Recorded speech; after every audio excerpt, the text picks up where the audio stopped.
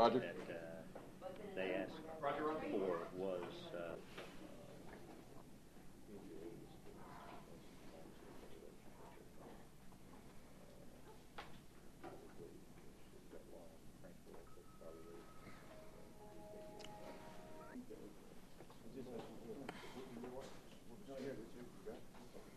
Remind everybody to turn cell phones off.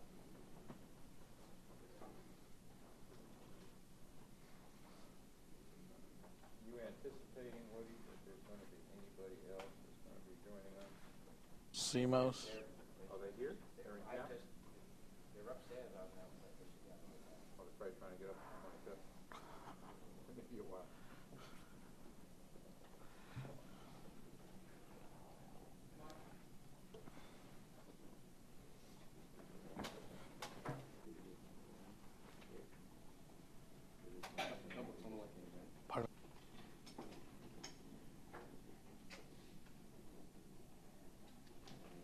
People don't generally come into this room.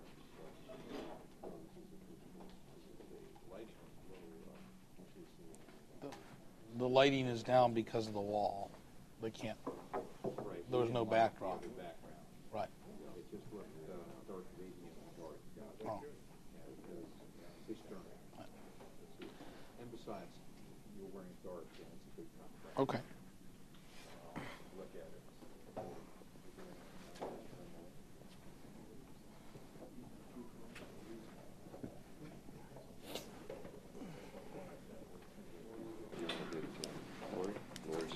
Yeah, I really do. I don't know how we can do that. Here, put him. I mean, We can. Lori, We can squeeze can we get you over here somehow? Yeah, or can other? we keep you up here? We doing on sound? Ready? Let's go. His sound is good. My sound is good. Buddy, were you going to shoot the crowd shot before we start? He already did. I think he got it. There's a few more people sneaking in here. Okay. We're just waiting on SEMA. That's Edie Courage and Frank Kelson. All right.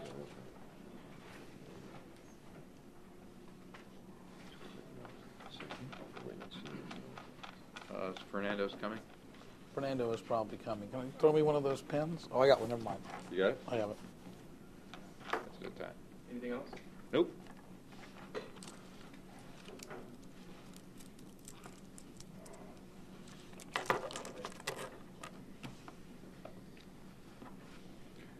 Would you swear the witness, please? Sir, would you raise your right hand and be sworn? Do you solemnly swear that the testimony you're about to give will be the truth, so help you God? I do. Thank you. Good morning, sir. Good morning. Would you please state your name and business address for the record?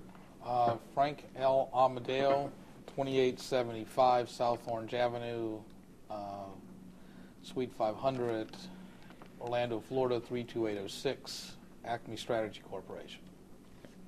And what is your educational background, sir? I have an undergraduate degree in political science from the University of Central Florida and a law degree from Emory University. You attended any other schools?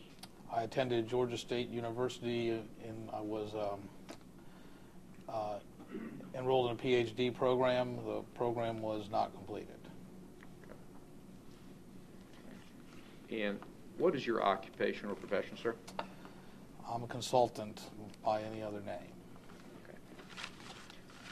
Did there come a time, sir, when you became aware of an entity known as Professional Benefits Solutions? Yes. And how did that come about? Professional Benefit Solutions was a small PEO ASO business that was trying to either be sold or raise new capital, and I became involved in that process. I got to know their owner, Lori Andre, at the time. This was 2004. What is a PEO ASO business?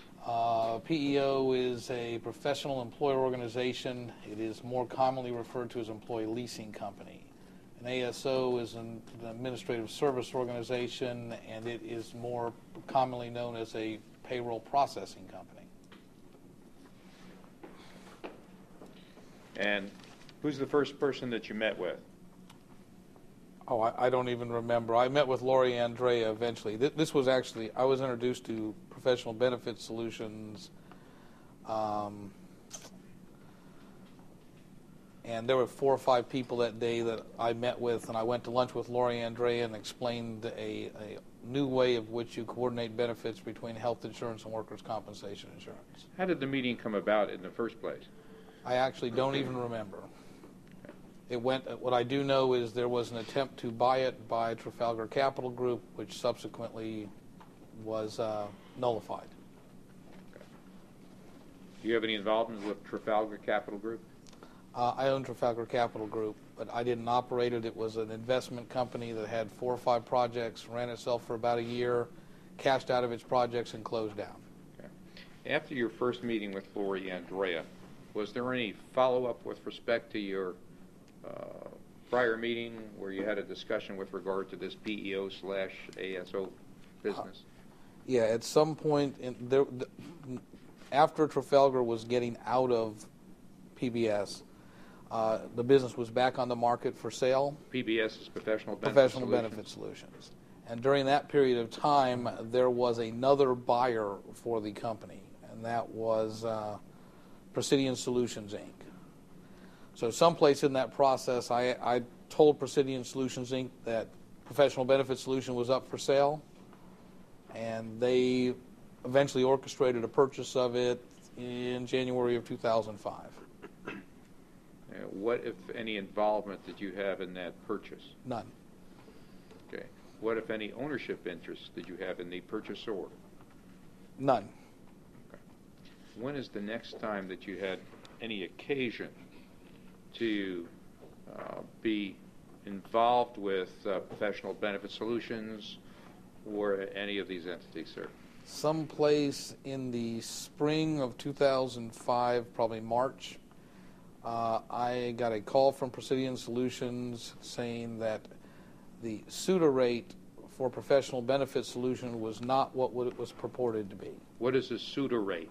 It's a state unemployment tax. Right, that's one of those acronyms that a lot of people don't understand, including myself. So, there's a state tax. There's a state tax on wages, and in the industry, the PEO industry, up until last July, it was very common, standard practice, for a PEO to buy another PEO that had a lower SUTA rate, because their SUTA rates go up each year as you get unemployment, and switch their book of business into the new company.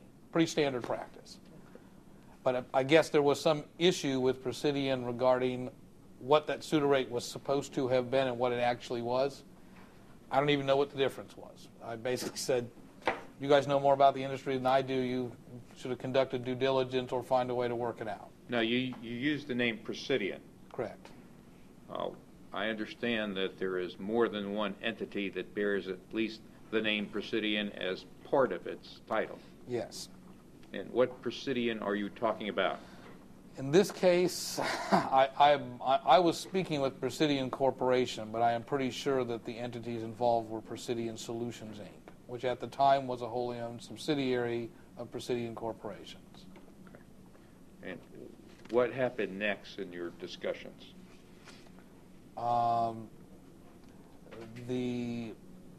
With PBS, with Professional Benefit Solutions? Professional Benefit Solutions. After the March meeting, not much. Someplace in May, I received an email that said everything was okay.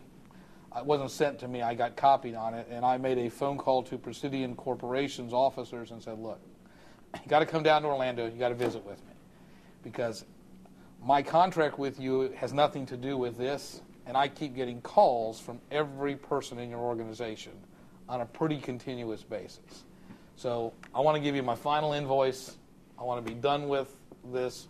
So why don't you guys come down and visit me? And the president and general counsel came down to visit with me and have this discussion. Okay, so before all of this happened, you had a pre-existing contract with Presidion Corporation? Yes. And what was the nature of that contract?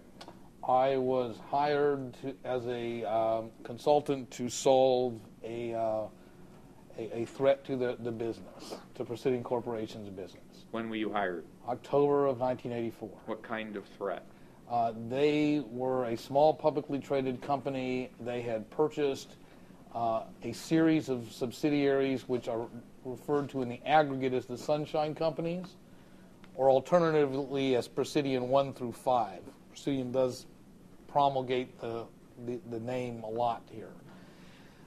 The Sunshine Companies had a variety of problems, not the least of which was a significant obligation for non-payment of federal employment taxes. They needed to find some way to get out of those obligations, or at least get them away from their publicly traded company. So who contacted you for Presidion Corporation? Originally, it was their chairman, John Burcham. Actually, I was at a meeting with other PEO and staffing companies. Another version of the PEO is a staffing company. And at that meeting, I met a couple of gentlemen who said they had a friend in Detroit who had a PEO that had a problem and might need my services. Then John Burcham, their chairman, or their then chairman, came down to visit me, and this is probably August, early September of 2004. After the meeting with Mr. Burcham, then Mr. Vandenberg, who was their president and CEO, and 2 or 3 of his senior management came to visit me next. Was that your first contract of any kind with Presidion Corporation? That was my first contact with Presidion Corporation, Right. yes. As a result of that contact, what happened? I would eventually get a contract to resolve the Sunshine Company issues.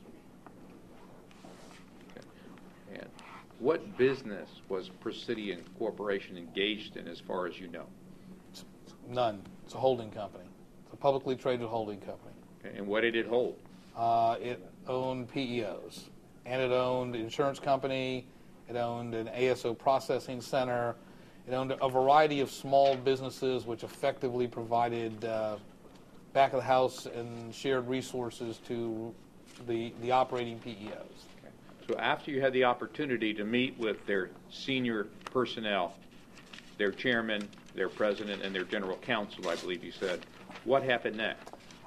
They ran my name through their insurance company in order to do a comprehensive background check on me. And after that, they contacted me for another interview with them and other parties present to see if they would agree to the engagement. And where did that happen? That did happen. And where did that happen? Jupiter, Florida. And when was that? Probably middle of October 2004. Okay. And who was present at that meeting? The members of their board of directors, Jim Byers, Craig Vandenberg, John Burcham, several members of their senior management, Chris O'Connor, Chuck Kirkpatrick, and then I met a variety of other people who weren't actually present at the meeting. Risk Transfer was their insurance agent. They were present at least by phone, and they may have had an agent present, as was a representative of First Commercial Insurance Company, their primary insurance carrier. And what was the purpose of that meeting? To ensure that there was an understanding of the scope of the engagement and to effectively finalize the contract. Now, had you had any conversations or communication with any of these people with regard to your role in Wellington Capital? No, not at that time. So what deal was Wellington Capital considering that it never consummated? Wellington didn't have any deal with Presidium at the time. Not in October of 2004. At any time? Nope, wasn't mentioned, didn't know about it. Wasn't relevant. This is a straight-out consulting engagement between me and Presidium, me individually at the time. Okay. What happened as a result of this meeting, if anything? They agreed to the terms of the contract, $900,000 earned upon receipt retainer, and 25% of any obligations that were the public company was insulated from. And I formed AQMI Strategy Corporation to be the actual contracting party,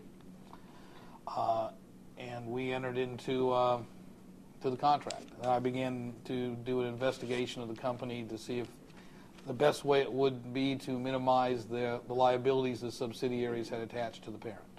Who owned at the time AQMI? I do. Has the ownership changed from and after that formation of that entity? Nope. Okay. So the scope of your engagement was to deal with some of these issues that you mentioned, some of these potential tax liabilities? It really involved the divestiture of the Sunshine Companies in a form and fashion that the parent company, the two-step removed parent company, would not be liable for the subsidiary obligations. Okay. So they had a concern about that. They did. What did you do next? Took 3 or 4 weeks of investigating. I asked a small consulting firm in Orlando I knew to go down and do a profit improvement survey so I could see where the holes were in the business. And I began to talk to the officers who handled the transactions. So because there were so many Presidion named companies, I wanted to figure out who actually was responsible for what and who was actually making the payments. Did you have, at that point in time, any idea of the potential liabilities that these wholly owned subsidiaries of Presidion could potentially be responsible for? No, my idea at the time was about half of what the actual number would turn out to be in the short run, and about 20% of what it would turn out to be in the long run. Okay. After this 3-week or so investigation, what, if anything, did you do? I discovered that I had 3 different alternatives which would accomplish the same goal. And what were those? One would be to refile all the tax returns that had previously existed because the payments had been misapplied.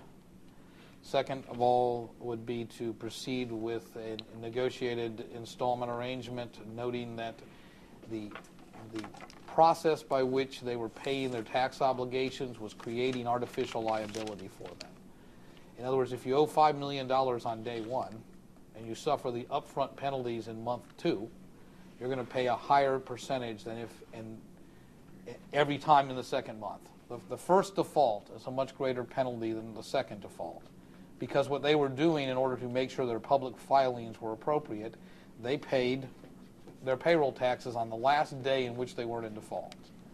What that did is create an ongoing penalty float which kept getting higher and higher. So the penalties were substantially higher than would have been if they simply would have said, we didn't pay in May of 2004 and we paid since then. It would not have been nearly such a burden. And the third answer, and the one that seemed best suited to this circumstance, because in addition to the taxes, the Sunshine Companies were embroiled in a variety of lawsuits, including a few class action suits.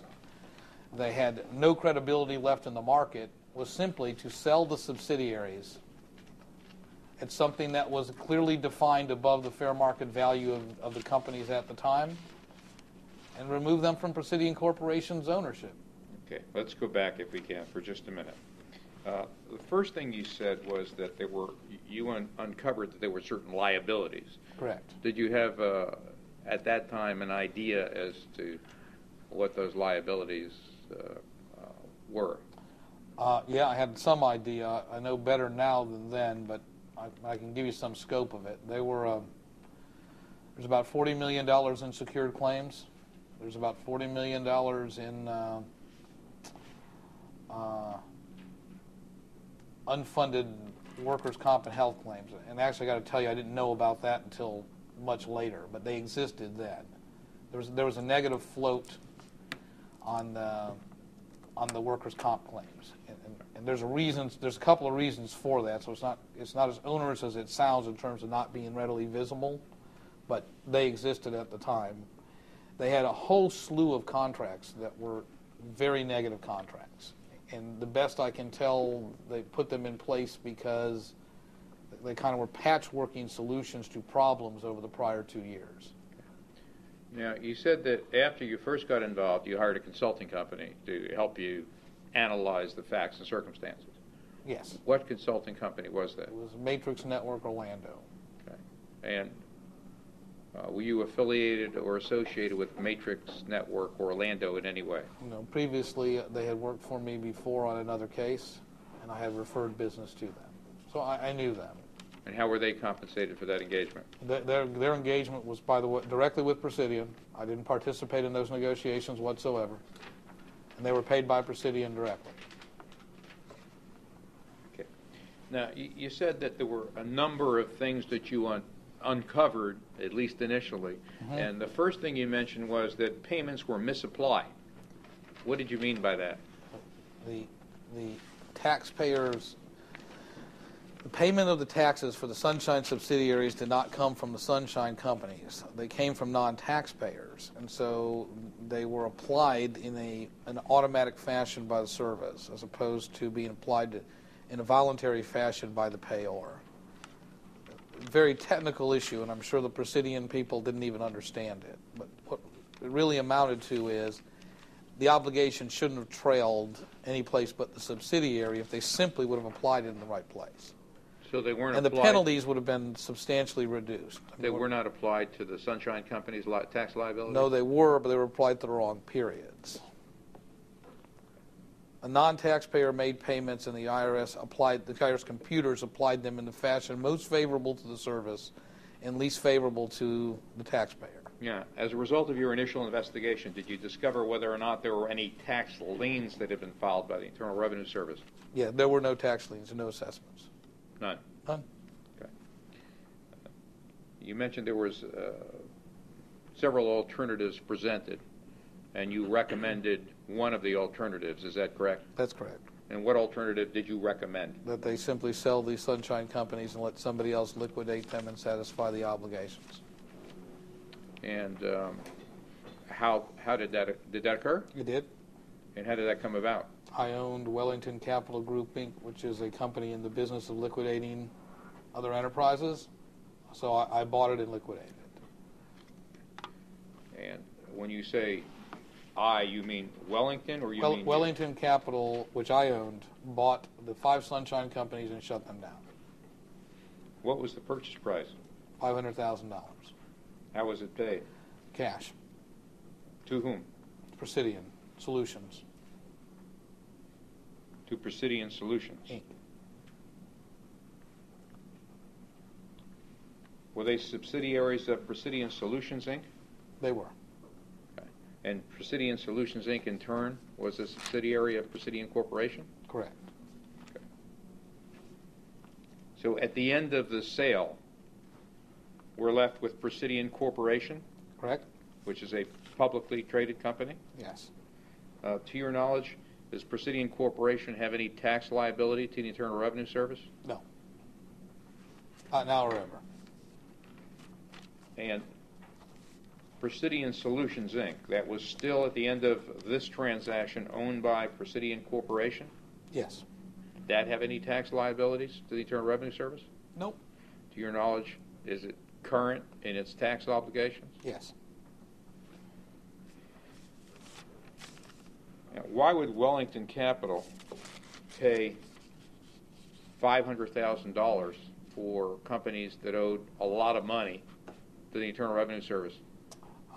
Because it was able to liquidate assets and pay off claims in excess of the $500,000, which it did. The IRS refunded about $700,000 to a couple of the Sunshine companies, and there were several lawsuits which were settled during the process. And on balance, there's a couple $100,000 in profit from a little less than that from the transaction. Now, what business is Presidion Corporation in today, to your knowledge, sir? None. Still a public company? Still a public company. Is it listed, delisted, traded, not traded? It is delisted but traded. It's traded, and I don't even think it's called over the counter anymore. It's traded. You can buy the shares. It is registered, but it's not on any exchange. And what is the status, to your knowledge, of Presidion Solutions, Inc.? Presidion Solutions, Inc. is now owned by Wellington Capital Group, Inc. in the subsequent transaction, and it's doing fine. What does it do? It's an investment company. What does it invest in? Various types of real estate projects where it holds interest in the developments. Okay. Does it have any tax liabilities of any kind? Nope. Okay. Now, you paid $500,000 for the various Sunshine companies. Correct. How many companies was that? 5, Florida companies? all Florida. All C Corps? Yes. Okay. And you were able to resolve the litigation that Yes. was out there? And you said you were able to get some refunds from the Internal Revenue Service. That is correct.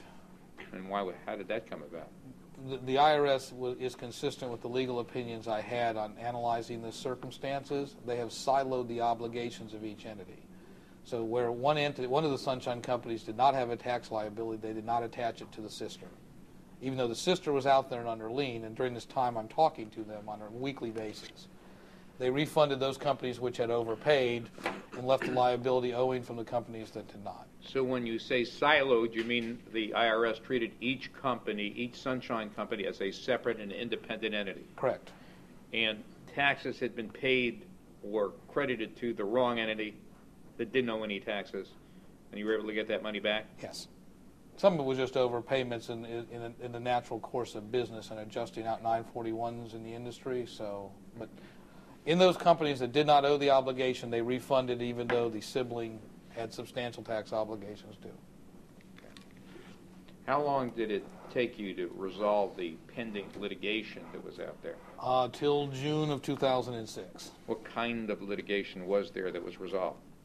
A great deal of it has to do with the sunshine companies having been defrauded by a variety of insurance companies and third-party administrators prior to the Presidion acquisition. In the public record, there's a case called Victoria Friend versus the Sunshine Companies et al. And names a slew of parties. That is one of the examples. Another is the Sunshine Companies versus Epic third-party administrators, which is a Blue Cross Blue Shield subsidiary. Those are two big ones, and then there are a variety of smaller ones, which once the Sunshine Companies were shut down, were reasonably easy to resolve. Okay, and who was involved in the resolution of those cases? Meaning... Were you personally involved in the resolution of those I cases? was, and Wellington Capital was appointed by the court to be the administrator of the claim payments. So at the end of the resolution of those cases, you were still left with the Sunshine Companies and certain tax obligations, is that correct? Correct. Now, you paid $500,000, you got a few $100,000 back from the Internal Revenue Service. Was that a profitable transaction at that point in time? Yeah, so the profit in the case is still a little undetermined because I don't have the final account from this big settlement. But someplace between $100,000 and $200,000 in additional profit to Wellington Capital Group from the liquidation of the Sunshine Companies. And where did that profit go? To Wellington Capital Group's operations.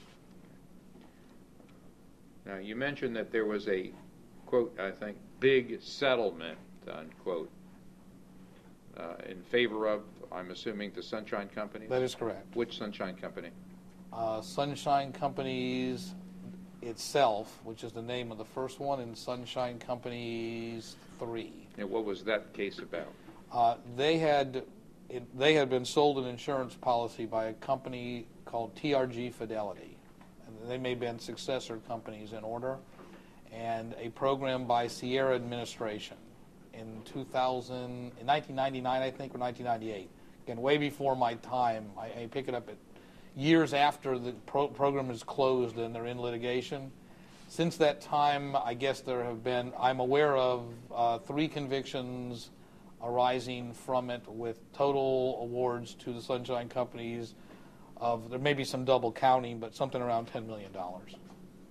Mistake had been embezzled from them and it's just gone. Was that money paid to the Sunshine Companies? No. Sunshine Companies obtained judgment for $10 million? Judgment or restitution orders. Okay. Some of it's in judgment, some of it's in restitution orders. And how much of that money, if any, has been paid? None. And who are the judgments against? Steve Edwards, I don't know the 2 names of the people here in Florida, TRG Products, Sierra Administrators, and Fidelity Insurance Company. Now, when you say that there were arrests, indictments, by whom were the people who were arrested or indicted employed by? I don't know. Nothing to do with this, any of the companies that I was associated with or the Sunshine Companies themselves. Okay, so this was the other side of the lawsuit that had criminal problems. That is correct. What are the prospects of collection of either the restitution orders or the judgment? There have been some discussions with the parties here in Florida about taking a discount and a lump sum payment in lieu of the restitution. There are a couple of cases that are still pending that one of the individuals is known to be a high roller, goes up, goes down. He was in a coma and apparently has come out of it and is tooling around right now, so we're tracking him. I would say there is a chance that there'll be a small percentage recovery. And to whom would that recovery go? The Internal Revenue Service. Well, to whom is that recovery owed? The sunshine companies. They're held in aggregate at the moment. The way the judgments and the restitution came down, I guess nobody thought to make them distinct and specific. But I told the service